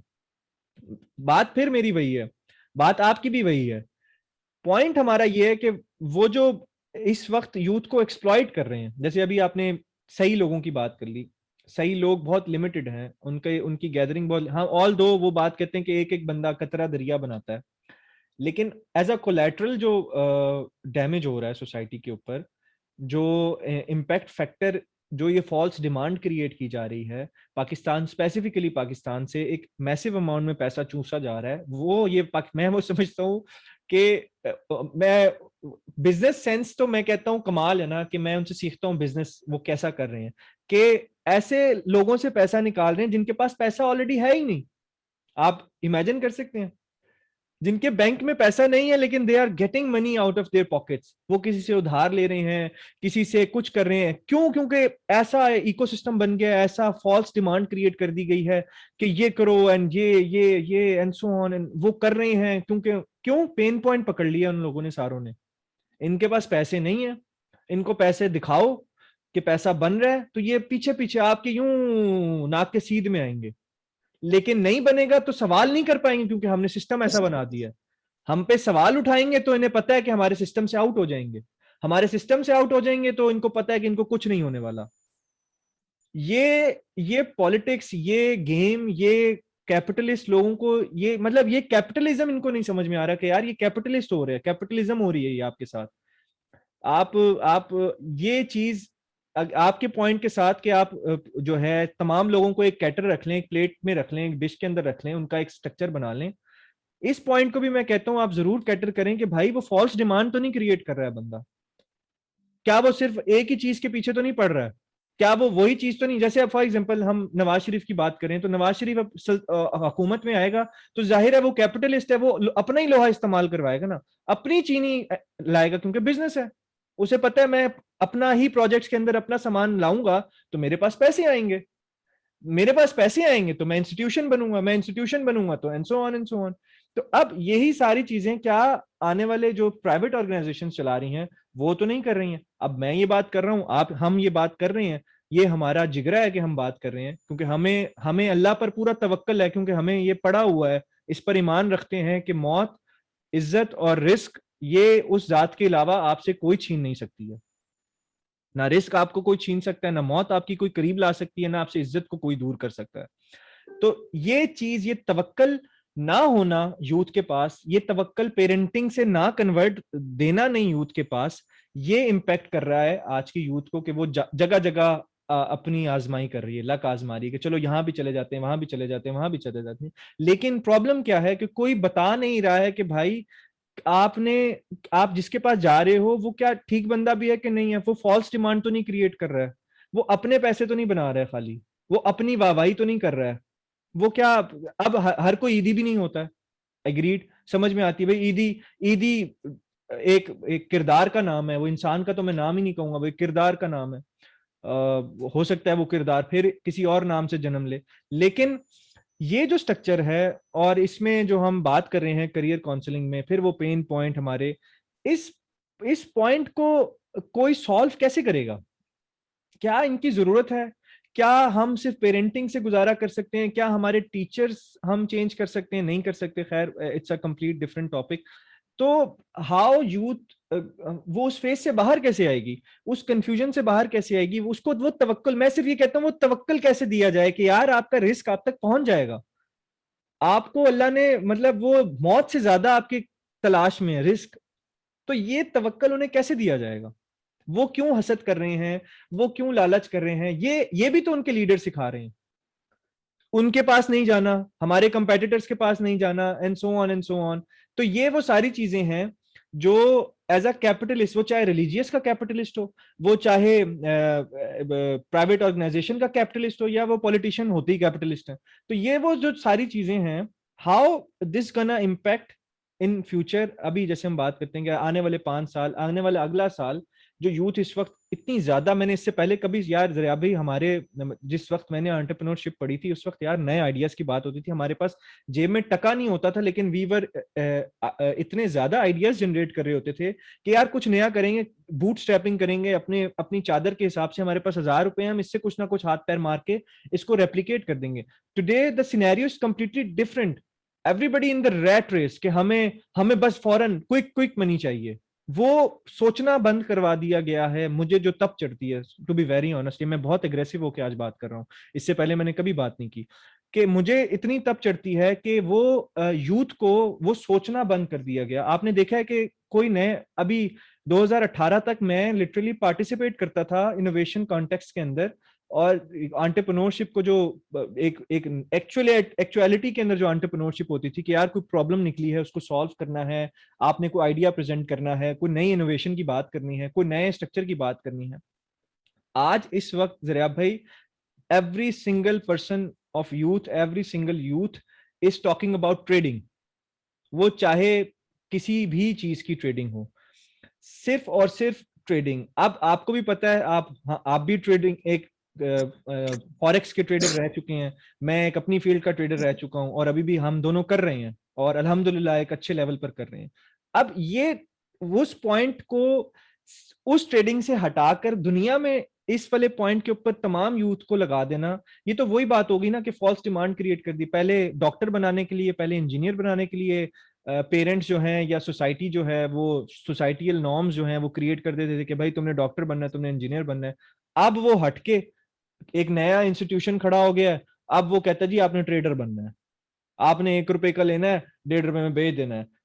मतलब ये जो साइकोलॉजी है जो डेवलप हो गई है, इसमें लिटरली जरा भाई आप भी जानते हैं ट्रेडिंग में 0.5 से 1% लोगों के पैसे बनते हैं, जिगरे वाले लोगों के पैसे बनते हैं। और इतनी कंफ्यूज ऑडियंस को इस स्ट्रक्चर पर लगा देना, मैंने लिटरली लोगों के घर बिकते हुए देखे हैं, और बिकने के बाद वो क्या नाम है, सड़क पे आए हैं। क्यों? बहरहाल मौला अली का जो फरमान है वो अक्सर यहाँ पे फिरते रहते हैं। वो बताने वाले उन्हें ये नहीं बताते हैं कि मौला का ही फरमान है कि भाई कारोबार के लिए अपना घर बेचोगे तो आप नुकसान उठाओगे, अपना रहने वाला घर बेचोगे तो नुकसान उठाओगे, ये भी मौला का ही फरमान, लेकिन ये कोई नहीं बताएगा। और यही हुआ, मैंने लिटरली यही देखा कि जिसने कारोबार के लिए अपना घर बेचा ना, उसने नुकसान उठाया। अब मैं कहूं कि मैं इस विजडम के पीछे लग जाऊं कि मौला ने ये क्यों कहा है, मेरी तो बसात ही नहीं है, मेरी अकल इस काबिल ही नहीं है कि मैं उसके पीछे की फलसफा समझ सकूं, सोसाइटी उसके पीछे का पूरा एक कल्चर समझ सकूं कि यार ये वो कह के क्यों गए हैं। आई डोंट नो भाई, घर ही है, कारोबार लगा रहे हैं, नया घर बना लेंगे, लेकिन नहीं। और यही हुआ। अब ये वाला फरमा हमारे, हो सकता है कि ये इससे मेरी ये बात भी लोगों को जाए, और अल्लाह करे कि उन्हें समझ में आए कि यार शायद हम ठीक बात कर रहे हैं, हम कोई काम की बात कर रहे हैं उनके लिए, कि आपने फॉल्स डिमांड का शिकार नहीं होना है। आप कुछ भी कर लें यार, मेरा तो ये अटल बिलीव है, मैं आपके साथ ही, हम मेरी जो बैंकरप्सी रही है वो आपके साथ रही है, और आप उस बैंकरप्सी के गवाह हैं कि कभी मैंने परेशानी नहीं उठाई कि मेरे पास पैसा, हम यही बात करते थे यार पैसा तो आ जाएगा, एंजॉय करते हैं ये टाइम, फिर नहीं आएगा। याद है आपको वो फेज?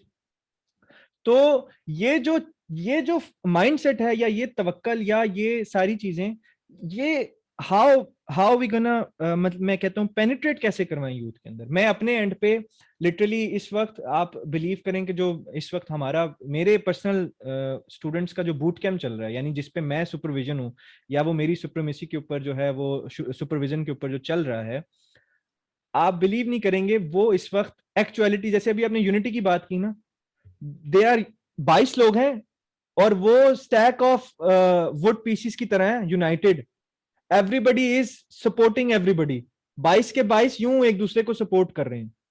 ये, और ये उन लोगों के, उनके उनके उनके जुबानिया इल्कामात हैं कि भाई इससे पहले हमने हमने बड़े प्लेटफॉर्म्स के साथ जुड़े हैं, लेकिन हमने कभी ये नहीं देखा कि यार एक पाकिस्तानी की मदद करे, नेवर।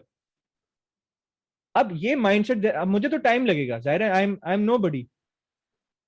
हम इस पूरे स्ट्रक्चर के अंदर देखें तो 4,000 की फॉलोइंग रखना, 5,000 की फॉलोइंग रखना, 10,000 की फॉलोइंग, आई एम नो बडी।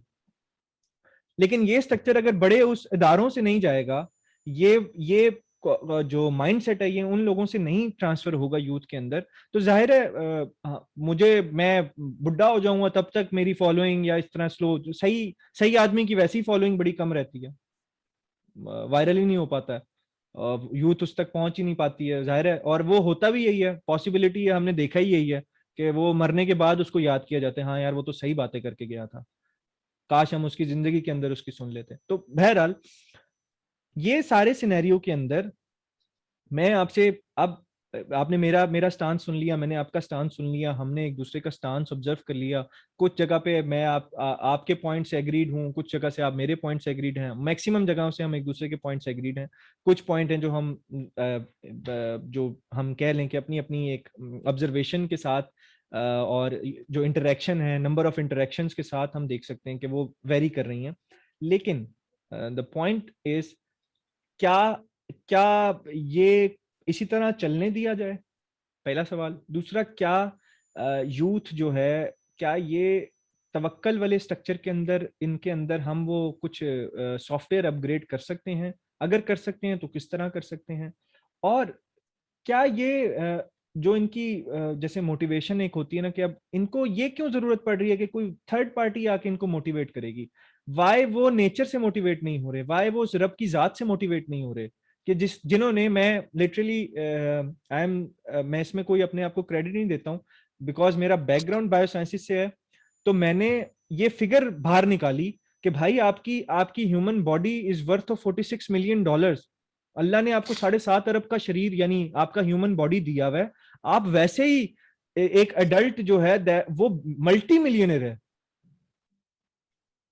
इस चीज से भी इनको अगर फैसिनेशन नहीं मिल रही या मोटिवेशन नहीं मिल रही, तो अल्लाह जाने किस चीज से मिलेगी। ये इस पाकिस्तानी मतलब वो क्या है, हमारी यूथ वो $1 मिलियन जी, मिलियनेयर बनना है हमने, 1 मिलियन के पीछे यानी जाहिरी तौर के पीछे पड़ी हुई है। और ये मौला अली के उस कॉल से भी दूर है कि भाई रिस्क की 18 किस्में हैं, और जिसे तुम रिस्क समझ रहे हो वो सबसे हकीर तरीन रिस्क है।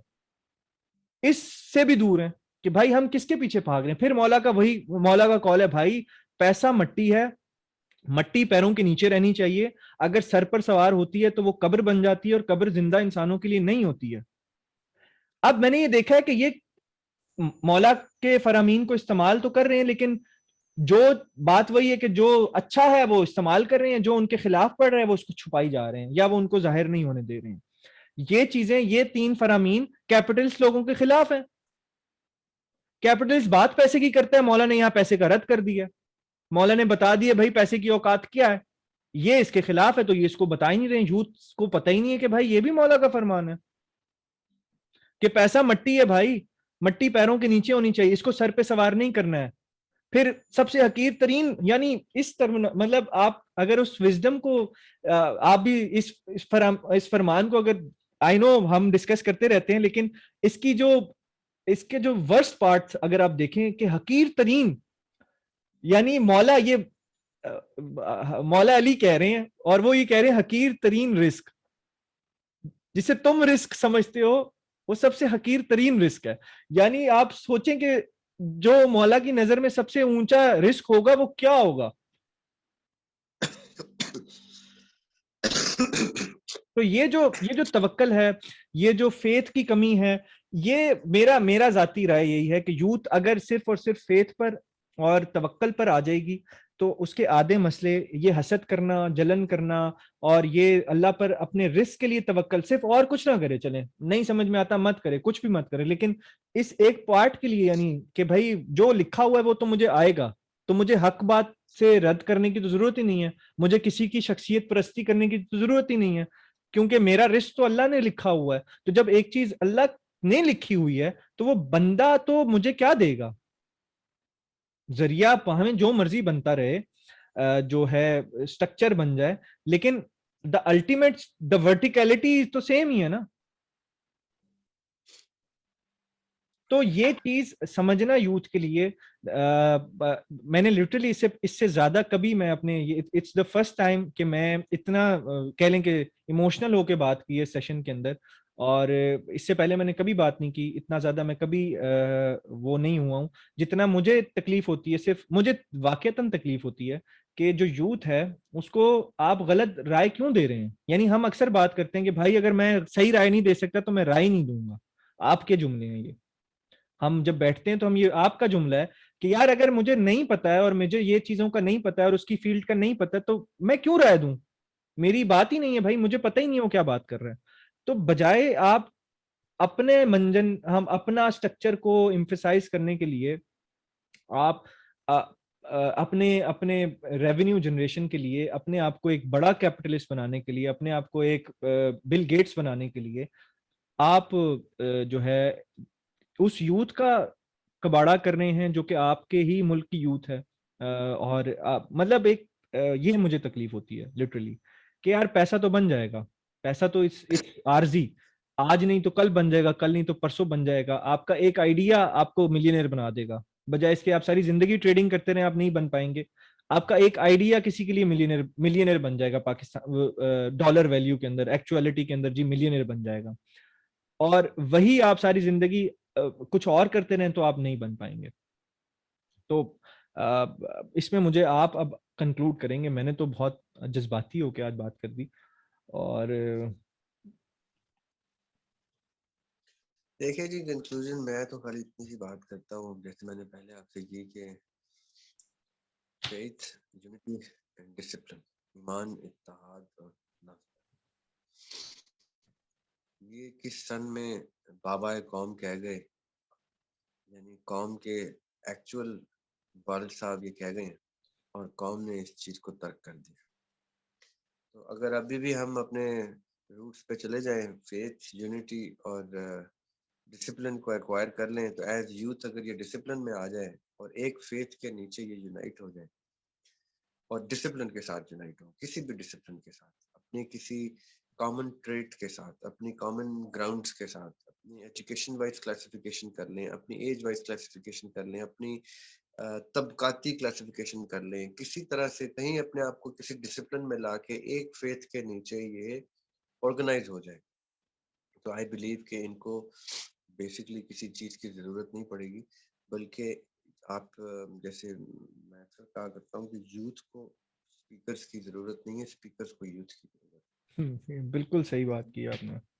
यूथ को पॉलिटिशियंस की जरूरत नहीं है, पॉलिटिशियंस को पॉलिटिशियंस को यूथ यूथ की जरूरत है। Exactly exactly. को रिलीजियस स्कॉलर्स की जरूरत नहीं है, रिलीजियस स्कॉलर्स को यूथ की जरूरत है। अब इनमें अच्छे लोग भी हैं, बुरे लोग भी हैं। अच्छे लोगों को इसलिए यूथ की जरूरत है क्योंकि उनको पता है कि जाने से पहले वो यूथ के लिए कुछ अच्छा कर जाना चाहते हैं, वो रिलीजियस साइड पे हो। तो अच्छे पॉलिटिशियंस वो हैं जो चाहते हैं कि इस यूथ को यूनाइट करके किसी अच्छे मकसद के ऊपर जोड़ दिया जाए। और इसी तरह अच्छे मोटिवेशन स्पीकर चाहते हैं कि इस यूथ को यूनाइट करके इनको बता दिया जाए, वो डायरेक्शन दे दी जाए जो डायरेक्शन उन तक किसी तरीके से अल्लाह ताला ने पहुंचा दी। अब बुरे लोगों के गुफ्तगू को तो फायदा कोई नहीं, वो बड़ी तवील गुफ्तगू, वो इनको कैसे यूज और अब्यूज कर लेते हैं।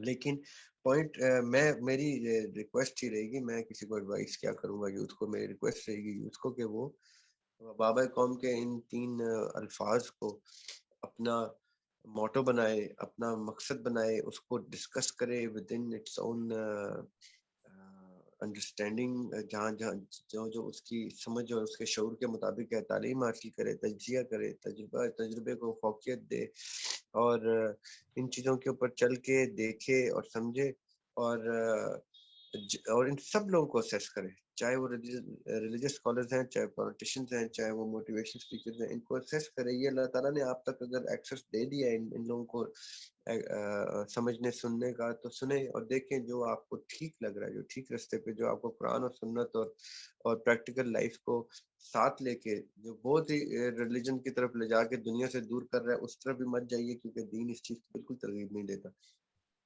और जो बहुत ही दुनिया की तरफ ले जाके दीन से आपको दूर कर रहा है, उस तरफ भी मत जाइए। एतदाल बरकरार रखने वाले किसी भी रिलीजियस या मोटिवेशनल स्कॉलर को स्टडी करें, समझें और देखें वो क्या कहता है, उसको असेस करें। यू आर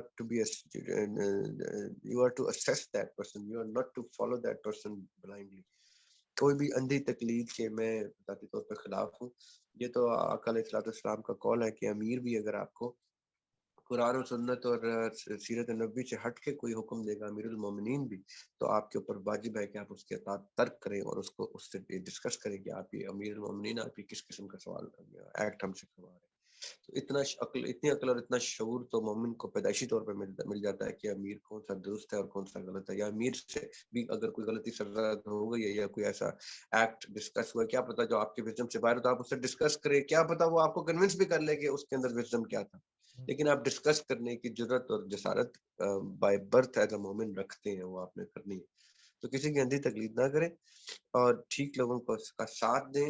अपने अंदर एक पर्पस को जन्म दें कि मैं किस लिए इस जिंदगी को गुजार रहा हूँ, किस लिए इस दुनिया में आया हूँ, मैंने कौन सा इम्पैक्ट छोड़ना है इस दुनिया पे। मेरे साथी, मेरे दोस्त, मेरे साथ के लोग, मेरे आगे आने की जनरेशन और मेरे पीछे मेरे आबाओ अजदाद, इन सब को मैं रिप्रेजेंट करता हूँ समहाउ। जब मैं मौजूद हूँ तो मेरी जिंदगी की सिग्निफिकेंस है। अल्लाह ताला ने मुझे ऐसे ही नहीं पैदा कर दिया। तो अपना पर्पस ऑफ लाइफ आइडेंटिफाई करें, उस पर्पस को न सिर्फ आइडेंटिफाई करें बल्कि उस पर्पस को स्प्रेड करें उन दोस्तों में, अपने साथ के लोगों में, ताकि उनको भी वो फायर मिले जिससे उनका जज्बा इग्नाइट हो कि हम भी किसी पर्पस के ऊपर आए। अगर एक पर्पस हर शख्स को नहीं मिलता तो वो डिफरेंट पर्पसेस को वो किसी एक पर्पस के साथ यूनाइट होगी। इन पर्पस के साथ यूनाइट होके वो बाकी लोगों को इकट्ठा करें और अल्लाह ताला उनको फिर इस चीज के ऊपर आई एम श्योर के बरकत डालेंगे कि वो किसी एक इंशाल्लाह। पर्पस के किसी एक मकसद के नीचे खड़े होंगे। फिर खुद ही स्याह और सफेद का तयन हो जाता है जब अल्लाह ताला आपका हाथ पकड़ लेते हैं और आपका थाम लेते हैं आपको कि ठीक है, अब आपने किसी एक मकसद और जेन्युइन पर्पस के पीछे अपने आप को यूनाइट किया है। तो आप but you need to identify within your own self as youth, as a united youth. You need to identify yourself as a moment with a cause, a moment with a purpose of life, और अब मोमिन की definition सबको पता है और पता होनी चाहिए कि ईमान की हालत में आने के लिए उनको क्या करना है, और उसके बाद पर्पस ऑफ लाइफ और कॉज ऑफ बर्थ को आइडेंटिफाई करना है और फिर उसको चेस करना है और उसके रास्ते में अल्लाह ताला से कुर्बत का कंटिन्यू रखना है। बहुत सिंपल सी चीजें हैं, ये घरों से मिल जानी चाहिए। अगर घरों से नहीं मिलती तो घरों में ढूंढें, घरों में वो कुतुब पड़ी हुई है, वो सब कुछ मौजूद है। हमारे मोमिनीन के घरों में सब कुछ मौजूद होता है बाइबल, तो उन्होंने खाली उसको एक्सप्लोर करना है, उसको पढ़ना है और आपस के लोगों से डिस्कस करना है। मैं तो इतना ही कुछ कह सकता हूँ, उससे ज्यादा मैं फिलहाल काफी चेहरा गुफ्तगू हुई है इस पे, मैं इसी पे मैं भी इसके अंदर यही अब अपना सेशन जो है हम अक्सर यही इसी बात पर एंड करता हूँ कि हसद नहीं करनी है, जलना नहीं है लोगों की। यही यूनिटी वाली बात है कि लोगों की सक्सेस के अंदर शामिल हों, उनके सक्सेसफुल होने तक उनका साथ दें ताकि वो भी आपके सक्सेस के अंदर आपका साथ दे सकें। लोगों के लिए तालियां बजाएं ताकि वो आपके लिए तालियां बजा सकें। हसद करने का कोई फायदा नहीं है, जलने का कोई फायदा नहीं है। रिस्क उतना ही आपको मिलना है जितना लिखा है। हसद करने से उल्टा कम हो जाएगा। और ये सपोर्टिव नेचर में या ये देने वाले हाथ बनेंगे या देते रहेंगे या कुछ इस तरह का करेंगे तो अल्लाह वैसे ही देख रहा है, हर किसी को देख रहा है। तो अपने नीड्स, वही अमालों का दारोमदार नियतों पर है। नियतें ठीक हो जाएंगी तो ऑटोमेटिकली हमारे अमाल भी ठीक हो जाएंगे। तो अपना ख्याल रखिएगा। जरा भाई बहुत शुक्रिया आपने ज्वाइन किया, हमने बहुत इंटरेस्टिंग, ये मेरा जिंदगी का शायद पहला ऐसा जज्बाती सेशन रहा है जिसमें मैं वाकयातन कोर तक गया हूँ अपने। और आपको पता है कि हमारा जो एक पेन पॉइंट होता है वो जब इस तरह ट्रिगर होता है तो वो जज्बाती इंसान हो जाता है और वो पेन पॉइंट को एक्सप्लोर करना चाहता है। तो ये मेरा सेशन शायद आखिरी होगा कि मैं इतना जज्बाती हुआ हूँ, बाद में शायद कभी ना हो पाऊँ। तो अपना ख्याल रखिएगा। जरा भाई आपका बहुत शुक्रिया, आपने एक कॉल पे आप जो हैं वो शो के लिए इस प्रोग्राम के लिए आप वक्त निकाल लेते हैं। और आपके इस डीड के लिए बहुत तहे दिल से शुक्रिया। और अल्लाह आपका जो है इंशाल्लाह बहुत साथ देगा। और बाकी तमाम देखने वालों के लिए अल्लाह हाफिज़।